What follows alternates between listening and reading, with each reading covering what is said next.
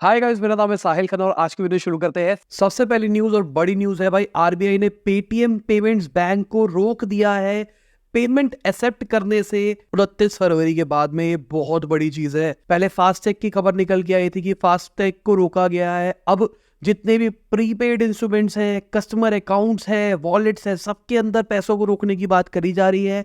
Audit किया गया है, उसके अंदर ये प्रॉब्लम निकल के आई है। अब पता नहीं मार्केट कैसा रिस्पॉन्ड करेगी। मुझे तो लगता है भाई तराही होने वाली है।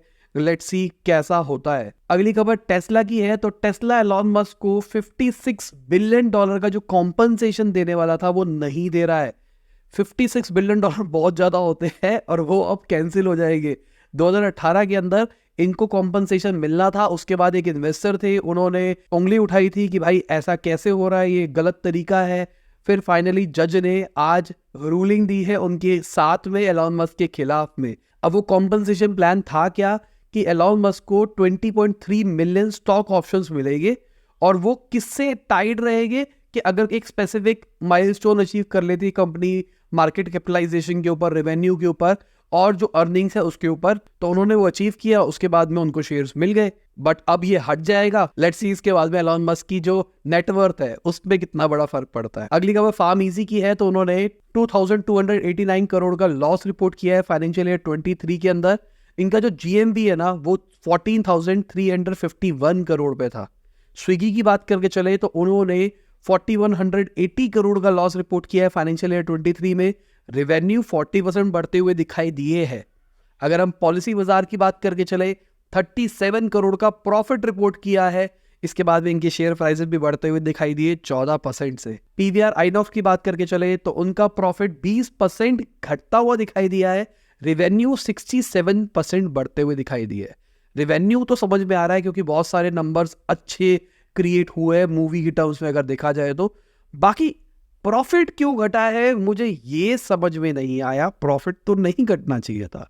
अगर मैं डाबर की बात करके चलूं तो उनका प्रॉफिट 6.2% बढ़ता हुआ दिखाई दिया है, 506 करोड़ के ऊपर पहुंच गया। रेवेन्यू भी 7% बढ़ता हुआ दिखाई दिया है। अगर हम टाटा मोटर्स की बात करके चले तो वो मारुति सुजुकी से आगे निकल गया है, इंडिया की मोस्ट वैल्यूएबल ऑटो मेकर बन गया है। बहुत बड़ी चीज है मारुति से आगे निकलना, क्योंकि मारुति बहुत ज्यादा तेजी से गाड़ियां बनाता है, बहुत ज्यादा फैक्ट्री है और टाटा बहुत ही जल्दी लीड लेता हुआ दिखाई दे रहा है हर चीज के अंदर। वीडियो में आगे जाने से पहले आपको याद देना चाहूंगा, अपने लाइक का बटन नहीं दबाया, लाइक का बटन दबा दे और चैनल को कर दे सब्सक्राइब। मैं ऐसे ही डेली बिजनेस न्यूज आपके लिए लाता रहता हूँ। अगर हम वोडाफोन आइडिया की बात करके चले तो उनका जल्दी ही 5G लॉन्च हो सकता है। बट उनके सीईओ का कहना है कि उससे पहले हमको क्लैरिटी चाहिए किस तरीके से मोनेटाइज करेंगे। अभी कुछ टाइम पहले खबरें भी निकल के आई थी कि वो फंडिंग लेने वाले हैं ताकि वो अच्छे तरीके से 5G एग्जीक्यूट कर पाए।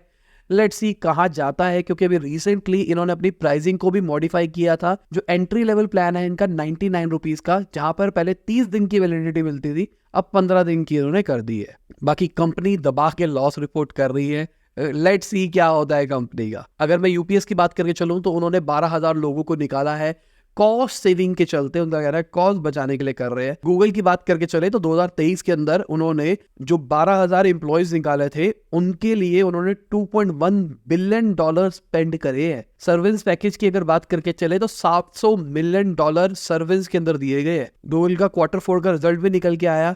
उसके बाद में उनकी शेयर प्राइसेस घटते हुए दिखाई दिए, क्योंकि उनका जो एड रेवेन्यू है वो जितना सोचा गया था उससे नीचे गया है। अगर इनके क्लाउड बिजनेस की बात करके चले तो वो बढ़ता हुआ दिखाई दिया है, 26% ग्रोथ दिखाई दी है। बट जैसे हम यूट्यूब एड के रेवेन्यू की बात करके चले तो वो भी एक्सपेक्टेशन से कम आया है। जो बाकी एडसेंस वाला मॉडल था वहां से भी कम आता हुआ दिखाई दिया है। अगर हम माइक्रोसॉफ्ट की बात करके चले तो Q4 का उनका जो प्रॉफिट है वो 33% बढ़ता हुआ दिखाई दिया। सर्ज एड रेवेन्यू भी 8% बढ़ता हुआ दिखाई दिया। इसका मतलब ये है लोग स्विच तो हो रहे हैं। अभी हमने रिसेंटली न्यूज में कवर किया था कि भाई माइक्रोसॉफ्ट ने बिंग के अंदर इतने सारे चेंजेस लेके आया, फ्री में आपको चैट जीपीटी वाली कैपेबिलिटीज दे रहा है, इमेज जनरेशन दे रहा है, बहुत कुछ दे रहा है। उसके बाद भी अडॉप्शन नहीं आ रहा। अभी भी 90% मार्केट शेयर गूगल का है। 90% होने के बावजूद भी इनका अगर रेवेन्यू बढ़ा है, दिस मीन्स लोग यूज कर रहे हैं, एडॉप्शन तो बढ़ रहा है। अगर अब माइक्रोसॉफ्ट की बात करके चले तो माइक्रोसॉफ्ट ओपन एआई फिगर के अंदर $500 मिलियन डाल सकते हैं। ये एक ह्यूमनाइड रोबोट स्टार्टअप है, मतलब ह्यूमन जैसे रोबोट्स बनाएगी, इंसानों जैसे। अब जो ऐसी जगहें हैं जहाँ पे ह्यूमन काम नहीं कर सकते, उनके लिए लाइफ डेंजर है, तो वहाँ पे ये रोबोट्स भेजेंगे। बट कहानी ये है जहाँ पर ह्यूमन काम नहीं कर सकते वहाँ पे फिर टोटली ऑटोमेटेड मशीन टाइप्स भी तो चीज़ें हो सकती है ना। ह्यूमनॉइड क्यों बनाना है, ये तो रिस्की वाली चीज़ है। क्योंकि एक जगह पे हम कह रहे हैं ओपन एआई एजीआई का काम कर रहा है, मतलब मैं इसको कहता हूँ कि वो एक आत्मा बनाने का काम कर रहा है, कॉन्शियसनेस बनाने की कोशिश कर रहा है कि भाई अभी जितनी दुनिया में नॉलेज है सारी की सारी नॉलेज को दे देंगे, उसके बाद में जब वो खुद सोचने लग जाएगा तो उसको हम कह रहे हैं कि एजीआई बन गया, उसमें कॉन्शियसनेस आ गई। तो एक जगह पे एक कंपनी आत्मा बना रही है, दूसरी जगह पे एक कंपनी शरीर बना रही है, शैतान को बनाने की पूरी तैयारी चल रही है। अगर मैं सैमसंग की बात करके चलूं तो अभी रिसेंटली उन्होंने गैलेक्सी के अंदर गैलेक्सी एआई का फीचर निकाला था, बट ऐसा कहा जा रहा है 2025 के एंड तक ही ये फ्री रहेगा, उसके बाद में इस फीचर को पेड कर दिया जाएगा, सब्सक्रिप्शन मॉडल के ऊपर आएगा। देखते हैं कहाँ जाती है पूरी की पूरी कहानी, क्योंकि मुझे लगता है कि सब्सक्रिप्शन मॉडल पे शायद नहीं जाएगा, क्योंकि मुझे ऐसा लग रहा है कि जो नया iOS का अपडेट आने वाला है उसके अंदर शायद एआई का कुछ होगा, कुछ बड़ा अनवील हो सकता है। क्योंकि पिछले कुछ टाइम से हम देख रहे हैं एप्पल कहीं ना कहीं एआई स्टार्टअप्स को बहुत ज़्यादा तेजी से खरीद रहा है, और वो खरीद के करेगा क्या, अपनी डिवाइसेस को इम्प्रूव। अगर इम्प्रूव करेगा तो लेट्स सी कहाँ जाता है, क्योंकि सुनने में तो यही आ रहा है कि सीरी जो अब आने वाला है वो स्मार्टर देन एवर आने वाला है। होप फॉर द बेस्ट, क्योंकि मैं तो चाहता हूँ सारे के सारे टास्क सिक्योरली हो पाए ऑन डिवाइस। अगली खबर न्यूमी की है, उन्होंने $20 मिलियन रेस कर रहे हैं। ये आप कह सकते हो अपने आप को शीन फॉर इंडिया पोजीशन कर रहे हैं, जहां पर ये जेनजी के लिए प्रोडक्ट्स बना रहे हैं सस्ते रेट के अंदर, जहां पे आपको ट्रेंडी कपड़े मिलेंगे। मुझे बिल्कुल नहीं पता इस कंपनी के बारे में, बस न्यूज के अंदर सुना है, हो सकता है न्यूज पार्ट ऑफ पीआर भी हो, बट मुझे लगा कि भाई सबको पता होना चाहिए इस कंपनी के बारे में, इसलिए मैंने बोल दिया। किसी ने यूज किया तो कमेंट में बताना कैसी है। अगली खबर आईएमएफ की है, तो आईएमएफ ने इंडिया की जो जीडीपी फोरकास्ट है उसको इंप्रूव करा है। उन्होंने बोला 6.7% से इंडिया फाइनेंशियल ईयर 24 में ग्रो करेगा, पहले कहा था 6.3% से। अच्छी चीज है। बट अगर मैं आइकिया की बात करके चलूं तो भाई वो इंडिया में स्ट्रगल कर रहा है, क्योंकि उनको समझ में नहीं आ रहा क्या किया जाए। प्रोडक्शन कॉस्ट को घटा दिया है, पिछले कुछ टाइम से हम देख रहे हैं उन्होंने अपने प्राइजेस को भी घटाया है बहुत सारी कैटेगरीज के अंदर। ऐसा सुनने में आ रहा है फरवरी से 16 से 39% तक अलग अलग कैटेगरीज में प्राइस कम हो जाएगा प्रोडक्ट्स का। देखते हैं भाई क्या होता है, क्योंकि मैं तो बहुत एक्साइटेड था जब आइकिया इंडिया में आया था और मुझे लगा था भाई ये आग लगा देगा, ये कर देगा, वो कर देगा, बट उस लेवल पे इन्होंने एक्सपेंड भी नहीं किया मैं कहूँगा।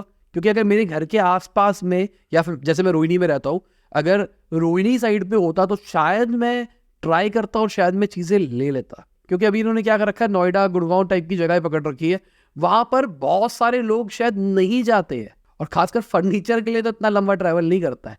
और अगर इनकी वेबसाइट की बात करके चले तो वो भगवान भरोसे टाइप सी लगती है मुझे भाई, बहुत ही बेकार वेबसाइट है मेरी नज़रों में। तो अगली खबर हमारी गवर्नमेंट की है, तो उन्होंने इंपोर्ट ड्यूटी मोबाइल फोन के कंपोनेंट्स की घटा दी है 10%, और ये बढ़िया चीज़ है, और ज़्यादा फ़ोन बनेंगे अब इंडिया के अंदर। अगर मैं फ्लिपकार्ट की बात करके चलूँ तो वो भी फरवरी से सेम डे डिलीवरी चालू करने वाला है। मतलब आज से, लेट्स सी आज से हो रहा है या फिर नहीं हो रहा है, क्योंकि मैं तो रात को शूट कर रहा हूँ, आपको तो दिन में मिलने वाली है। तो मुझे नीचे कमेंट में बताना क्या अभी से शुरू हो गया है 1 डे डिलीवरी फ्लिपकार्ट के अंदर, कई कई लोकेशन के अंदर ऑपरेट करेंगे और कई कई कैटेगरीज के अंदर ही करेंगे, हर चीज़ नहीं मिलेगी। बाकी अगर मार्केट की बात करके चले तो मार्केट का आप हाल देख सकते हैं क्या रहा था, आज कैसा रहेगा देखने वाली बात ये रहेगी। मुझे थोड़ा सा पेटीएम पे लग रहा है, देखते हैं, क्योंकि जब तक न्यूज़ आएगी तब तक थोड़ा थोड़ा मार्केट की खबरें भी आनी शुरू हो गई होगी। बाकी ये लोग हैं हमारे सपोर्टर्स, जिनकी वजह से डेली हम आप तक बिजनेस न्यूज़ ला पाते हैं। Thank you for supporting us.